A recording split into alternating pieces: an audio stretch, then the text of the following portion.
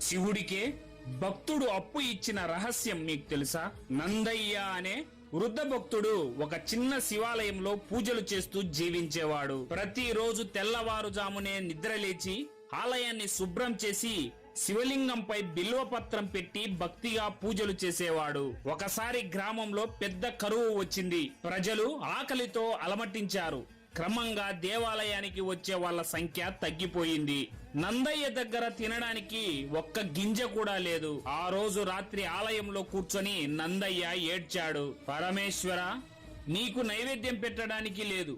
నేను కూడా ఆకలితో చచ్చేలా ఉన్నాను. ఏంటి తండ్రి ఈ దుస్థితి అని బాధపడ్డాడు. అప్పుడే ఒక చిన్న బాలుడు ఆలయంలోకి వచ్చి తినడానికి ఏమైనా ఉందా, చాలా ఆకలిగా ఉంది అని బాధతో అడుగుతాడు. నందయ్య తన కోసం పెట్టుకున్న చిన్న ప్రసాదం ముద్దను ఎంతో ఆకలితో ఉన్నా కూడా ఒక్క